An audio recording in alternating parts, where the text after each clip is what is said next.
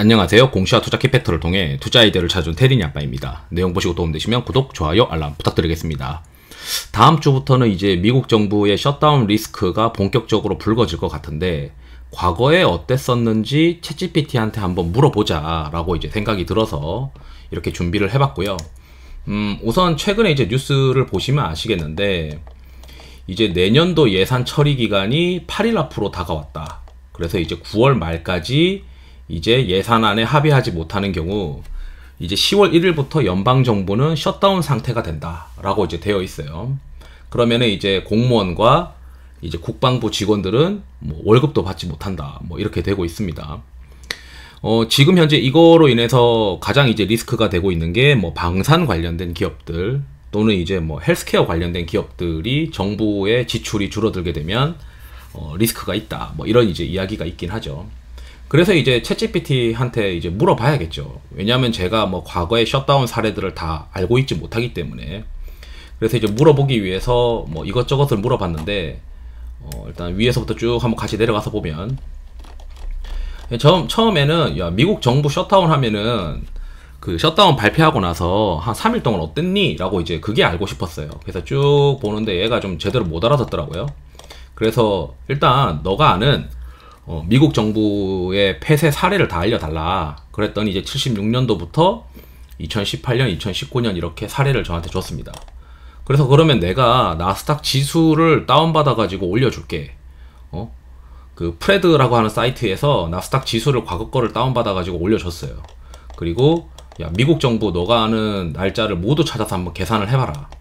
그래서 쭉 계산해주는데 개수가 좀 모자라더라고요. 그래서 보니까 그 날짜, 정부 폐쇄가 들어간 날짜가 이제 뭐 휴일이다 보니까 그 휴일을 어떻게 계산해야 되느냐, 이거를 또 구체적으로 또 이야기를 해줘야 되더라고요.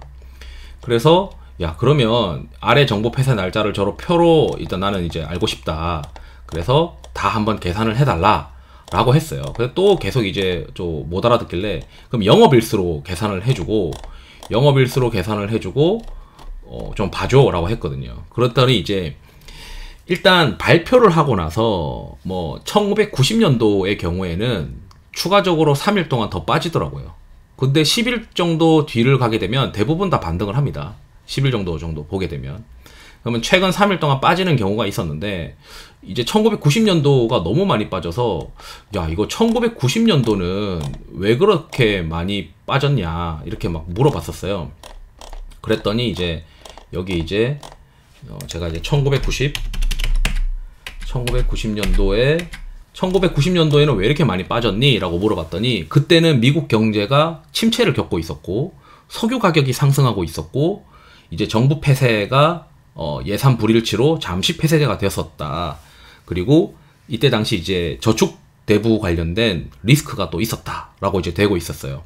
그래서 야, 이게 어쩌면 지금 현재랑 비교를 하면 뭐 금융 부분의 문제는 지금이랑 예전이랑 비교했을 때는 그렇게 뭐 심하진 않고, 미국 경제가 둔화를 현재 겪고 있는 건 아니니까 겪을 가능성이 있는 것 정도니, 그리고 석유 가격이 또 상승하고 있긴 하니까 약간 비슷하긴 한데 그래도 마이너스 4%대로 과거보다는 덜하지 않을까. 왜냐면 이때 당시보다는 뭐 리스크가 좀 덜하지 않나 이런 생각도 들었고, 그 다음에 쭉 내려가서 보니까 야, 영업일이랑 이제 내가 원하는 거는 좀 위로 올라가서 영업일이랑 10영업일 기준으로 한번 다시 계산을 해달라라고 했어요. 그랬더니 2018년도에는 오히려 발표를 하고 나서 3영업일 뒤에 지수가 올라 버립니다. 그래서 이제 이상했던 거죠. 야, 2018년도는 왜 이렇게 셌냐. 그래서 2018년도에 2월에 정부 폐쇄 발표하고는 왜 이렇게 셌니 물어봤더니 그 정부 폐쇄가 굉장히 단기적이었다. 그리고 2018년도는 경제 지표가 좀 좋았다. 그리고 2018년도 2월에 제롬 파월이 연방준비제도 의장으로 취임을 하면서 뭐 시장에 잠깐 또 안정감을 주었다라고 이제 이야기를 하더라고요.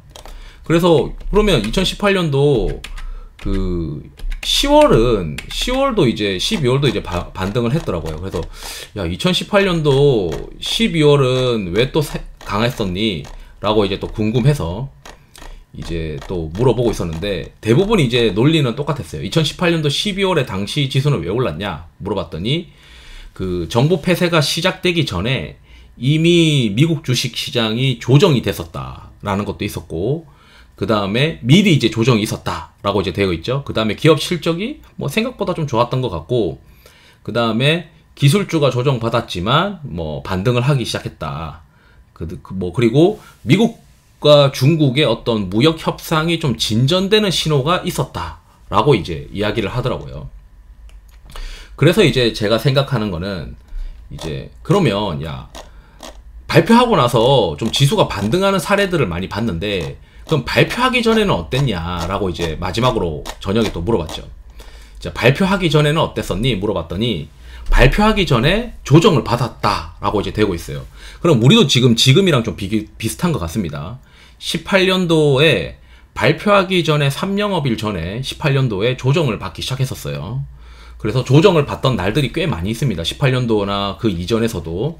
그러면은 지금 시장이 약간 금리가 더 낮아지지 않을 거다. 단기간으로는 낮아지지 않을 것이다 라고 하는 리스크가 반영되면서 지수가 또 조정을 받았고, 그리고 거기에 이제 더불어서 우리가 지금 어려워하는 게 야, 셧다운 리스크가 어떻게 될지 모르지 않아? 라고 하면서 지수가 또 조정을 받고 있다.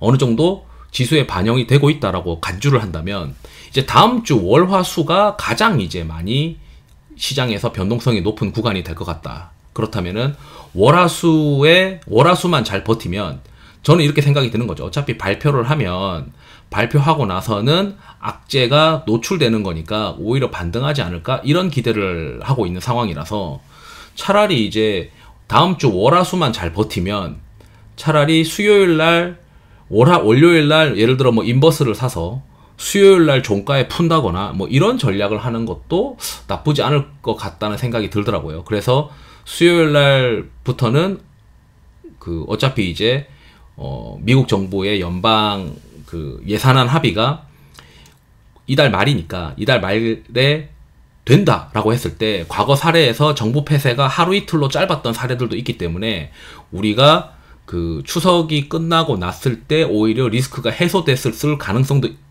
배제할 수 없다 보니, 또는 과거에 이제 꽤 오랜 기간 정부 폐쇄가 있었던 기간에서도 뭐 발표를 하고 나서는 오히려 이렇게 반등하던 시절도 있었기 때문에 제가 생각했을 때는 다음 주 월화수가 이제 잘 방어를 해야 되는 상황이고, 차라리 이제 추석 들어가는 종가에는 인버스를 해지를 한다거나 또는 뭐 주식을 좀 채워 넣어 본다거나 이런 도전적인 어떤 자세도 가능하지 않을까, 뭐 이런 생각을 합니다. 그래서 지금 이제 계산된 결과를 보게 되면 과거에 이제 뭐 경기에 대한 우려가 있고 뭐 무역 분쟁이 해소되는 어떤 국면에서는 또 괜찮았었던, 결국에는 이제 매크로에 대한 어떤 데이터에 대한 리스크를 어떻게 해석을 하느냐 시장이 거기에 딸려 있는 것 같은데, 2018년도를 보게 되면 미리 선 조정이 있었던 사례가 많기 때문에 지금처럼 뭐 금리에 대한 우려나 이런 것들로 지수가 이미 빠져 있는 상황이기 때문에 오히려 이제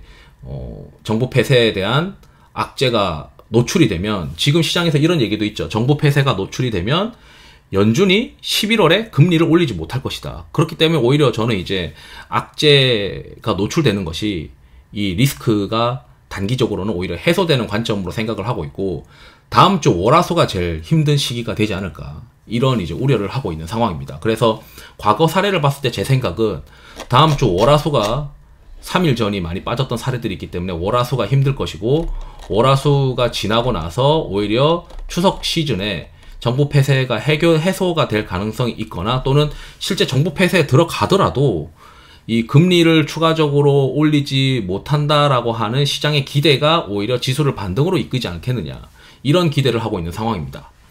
그래서 뭐 여러분들도 뭐 나스닥 지수 같은 걸 올려가지고, 저는 이제 이걸 유료로 쓰고 있으니까 이렇게 하고 있는 건데, 뭐 한번 과거 사례를 찾아가지고 체크를 해보시면은 좋을 것 같다, 이렇게 이제 말씀드리면서 영상을 마치도록 하겠습니다. 투자에 도움이 되시길 바랍니다. 감사합니다.